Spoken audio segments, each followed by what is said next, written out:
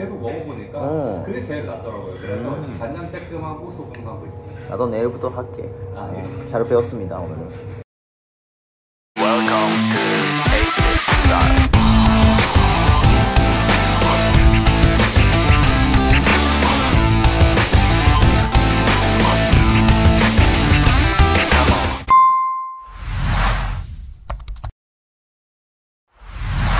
안녕하십니까 고유미 여러분들, 거지TV의 거지셰프입니다. 오늘도 잘 부탁드립니다. 오늘은 스시 카이세이를 리뷰하려고 하는데요. 스시 카이세이가 2019년에 오픈한 다음에 작년에 6월 달에 원래 스시코지가 있었던 학동 사거리 대려면에 이사를 해왔어요. 그 후에 거의 2년 정도 시간이 지났는데요. 이번에는 선민군 셰프 앞자리를 잡았습니다. 메인 카운터 아니고요, 세컨드 카운터 쪽에 6자리만 공간이 있는데 이날은 이 자리를 잡아서 식사 지냈었습니다. 이분 바로 선민근 셰프입니다. 잘 부탁드립니다. 여기서 지금 세컨드 셰프 부장님 자리를 하고 계시죠. 이날은 같이 했던 사케는 덴타카 준마이 다이긴조 후나시보리 겐슈. 자, 연어알부터 나왔습니다. 연어알 같은 경우에는 매년 10월달 정확히 나오는 시기는 살짝 왔다 갔다 할 수도 있는데 날씨라든지 온도라든지 그런 거 따라서 식자재라는 게 충분히 타이밍과 바꿀 수도 있는 거라서요. 식감도 보통 이 시기에만 맛볼 수 있는 부드러운 식감이면서 겉대 부분에는 정유자를 불어주셨습니다. 냉동실에 들어가거나 양념한 다음에 예를 들어 3, 4일을 시간 지났다 하면 이미 이 식감은 사라져요. 그렇기 때문에 굉장히 세심하게 준비해야 되는 식자재 중에 하나입니다. 사케는 tokk구리 스타일로 준비해 주셨습니다. 굉장히 깔끔하면서 드라이한 맛이지만 스시나 사시미하고 잘 어울릴 것 같은 원주라고 해서 맛 자체도 진한 맛도 있는 그런 사케입니다.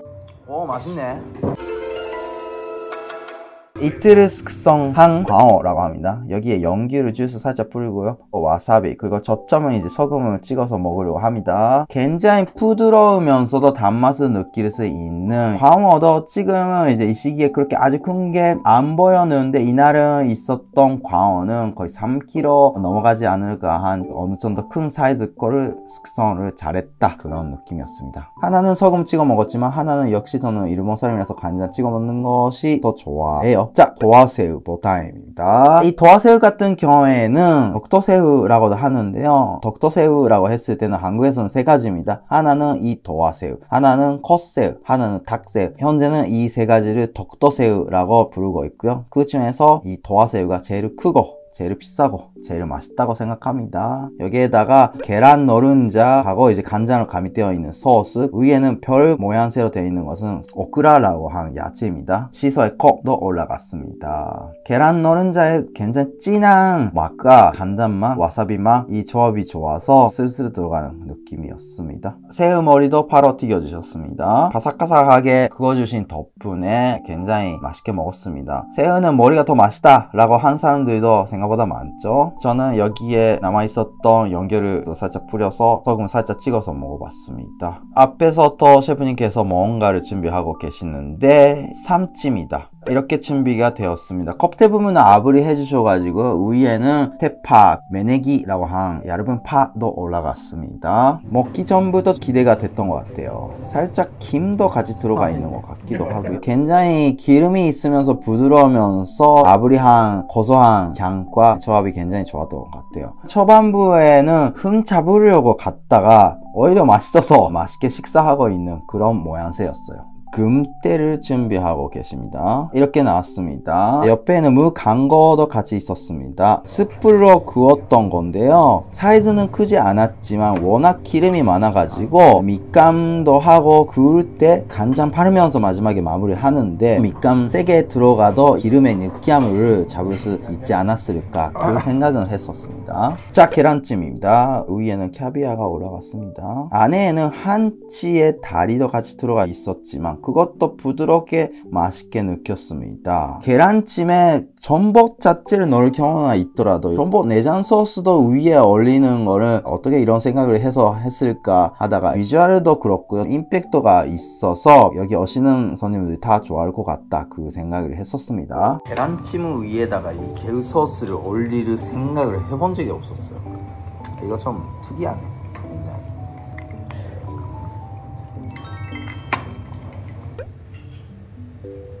다음에는 아그강 왼쪽, 오른쪽에는 문어 야오라카니입니다. 문어 같은 경우에는 여기에 유즈코쇼라고 해서 유자하고 코시로 만든 스파이스, 안키모 아그강은 그냥 와사비 올려서 드시라고 하셨습니다. 문어 같은 경우에는 나쁘지 않았지만 여기서 제 개인 체안을 말씀드리자면 조금 더 부드러웠으면 좋았을 것 같아요. 물론 이제 쫄깃쫄깃해서 괜찮다고 하지만 일식으로 생각했을 때는 부드러움이 있는 게 괜찮지 않을까 그런 생각을 했었고요. 아그강, 안키모 같은 경우에는 아직 시기적으로 날씨가 많이 춥지 않아서 그럴 수도 있지만 아직까지는 안키모의 기름이 부족하다 그런 느낌을 받았었습니다. 바지락 말강국입니다. 이날은 이 스이모노를 마셔서 놀랐었습니다. 입사한 지 2년 때는 이제 뒷집안 친구인데도 불구하고 제가 예상했던 시력보다 더 좋아지고 있는 것 같아서 마시면서 이 친구는 낮엔 진짜 해줘야 되겠다 그 생각이 들 정도 잘 뽑았더라고요. 스시 타임입니다. 자, 저점은 너미처럼 보입니다. 찬동 뱃살 손으로 먹어보겠습니다. 2달 정도 전부터 살짝 밥 레시피를 바꾸려고 노력하고 있다고 말씀하셨어요. 1차적으로는 맛은 나쁘지 않았어요. 크게 흠잡을 거는 없는 것 같았지만 제 입맛으로서는 단맛을 느끼는데 설탕은 저희가 기본적으로는 안 쓰는데 어디서 단맛일까 그런 생각을 했었습니다. 근데 초밥으로서는 맛있는 초밥이었어요. 자, 한치에 소금 올라갔습니다. 보셨습니까? 손으로 드실 경우에는 3개로 잡아주세요. 이런 식으로. 너미라서는 제대로 못 느꼈으니까 조금만 밥을 크게 부탁했었습니다. 대한민국에서 느껴본 적이 없는 샤리였어요. 자, 참치의 등살 아카미 즈케라고 해서 간장 절임인 겁니다. 참치 같은 경우에도 부드러우면서 간장 맛이 배어있는 그 사이에 생와사비 향이 땅 지나가는 그런 맛있는 아카미였던 것 같아요. 자, 단새우입니다. 3마리 올려주셨습니다. 카운터에서만 손님 받으면 자리가 따뜻할 때 먹었을 때는 짠맛을 많이 안 느낄 수도 있는데요. 시간이 됐을 때 먹었을 때는 좀 더 짠맛을 느낄 수도 있으니 짜다 그런 소리가 듣기 시작하면 셰프 입장에서도 약하게 하려고 하다 보니까 약간 어떻게 보면 대중선적으로는 괜찮은 샤리 간일 수도 있는데 약간 제 입맛으로서는 또 자극적으로 와도 괜찮지 않을까 싶은데 라는 생각을 했었습니다. 그래서 이제 밥만 받아봤습니다. 식초 향은 있어요. 소금 맛이 아예 없는 것도 아니지만 살짝 단맛을 느끼면서 감칠맛으로 느끼게 할 수 있을 수도 있다는 생각을 했었어요. 은입니다. 캘리포니아 산타바바라산 모라성게인데요. 스시코지에서는 거의 항상 푸케도 은이를 사용하고 있기 때문에 오랜만에 캘리포니아 은이를 먹어봤는데 그래도 생각보다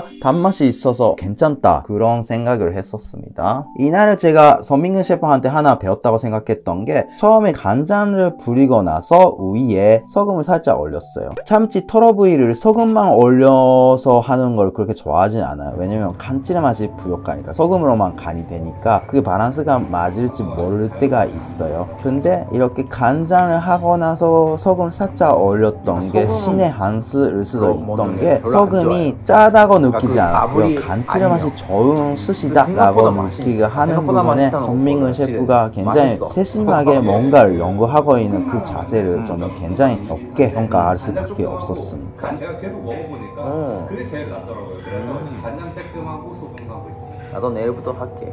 예. 잘 배웠습니다 오늘은. 다음에는 캄파치 제빵어입니다. 제빵어도 끝났을 줄 알았는데 아직 여기에는 있었네요. 뱃살 부분을 주셔서 안에 마늘 들어가서 그런지 기름 맛을 마늘 향으로 확실히 잡아주면서 맛있게 느꼈던 것 같고요. 나중에 가서는 배가 불러서 앵꼬르도 못했지만 이날 같이 왔던 일행분들은 앵꼬르로 제빵어를 드시더라고요. 자, 새우 머리 장국입니다. 예상보다 맛있게 나와서 많이 놀랐었어요. 구워서 육수로 맛있게 했네.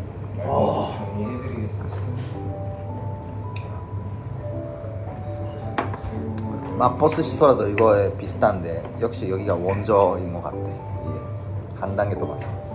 아지, 정갱이입니다. 위에는 댕강하고 실파 다진 페이스트고요. 젓갈을 첫 번째 거는 안 되고요. 두 번째 거도 안 되고요. 세 번째 거 밑에서 올려주시고 그다음에 이제 당겨주시면 안전하게 입에 넣을 수 있어요. 어디 가도 이 페이스트를 많이 쓰죠. 올라가는 양이 적어서 그런지 자극적인 맛이 있었으면 하는데 그게 약해서 기름에 미리는 느낌이 있었어요. 그냥 생강을 얼리든지 양을 많이 얼려서 레몬까지 하든 훨씬 더 맛있게 먹을 수 있지 않았을까 싶어요. 앞에서는 고등어 본초밥을 하고 있었습니다. 자, 위에는 깨가 올라갔고요. 이렇게 나왔었는데요. 모양새는 생각보다 그렇게 예쁘지 않지만 맛은 굉장히 예뻤습니다. 두껍게 안 보였는데도 불구하고 기름이 더 꽉 차 있어가지고 이 시기에 이상적인 고등어의 모양새를 보여주셨던 것 같아요. 맛있어요.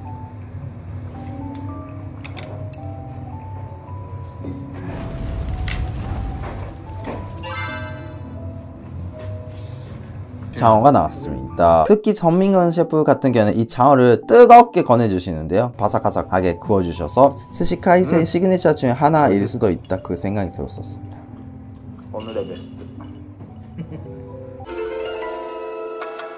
이번엔 네기토로라고 해서 참치 뱃살 다진 거 파 거기에 베타漬케라고 해서 무조림도 같이 들어간 스타일로 해주십니다. 이때 가서는 이미 배가 완전히 불러가지고 저는 그렇게 많이 주지 말라고 했었습니다. 이런 느낌입니다. 내용물도 내용물이지만 김 자체를 맛있게 느꼈던 인 것 같아요. 나테마키라고 하는 롤케이크 스타일인데요. 여기서는 자색 고구마 페이스트가 들어가 있어가지고 색깔이 이렇게 되어 있습니다.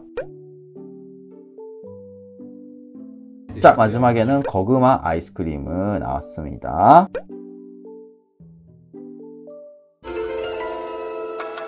이렇게 해서 맛있게 먹고 왔습니다. 물론 식당이 완벽하게 맛있다 어디 가도 그렇지는 않지 않습니까? 다만 저 같은 경우에는 그거를 하나씩 이제 해결을 하면서 더 몇 프로라도 맛있게 하기 위해서 뭘 어떻게 하면 되냐를 항상 고민하고 있으면서 이날은 전민근 셰프의 사람들 편하게 해주는 그런 적객과 프라이빗하게 먹었기 때문에 천천히 흘러가는 음악 소리가 그 사이사이에 설명해 주실 때 전민근 셰프의 말 사이사이에 껴있는 그 고집이 같은 게 굉장히 고집이 있으면서 그것이 좋은 쪽에 돌아가고 있을 때는 요리사라는 게 매력적이더라고요. 그런 부분에서 아쉬웠던 부분은 이날은 자세히 전민근 셰프한테 미팅을 하면서 해결을 하려고 하고 있습니다. 그래서 여러분들이 언제 오셔도 높은 수준으로 만족을 시킬 수 있게 준비하고 있으니까요. 오랜만에 스시카이세 영상 보시고 다시 가볼까 하는 분들이 위해서 더 앞으로 노력하는 고지그룹가 되겠습니다. 하여튼 오늘도 끝까지 영상 시청해주셔서 감사합니다. 다음번에도 더 좋은 영상으로 뵙겠습니다. 감사합니다.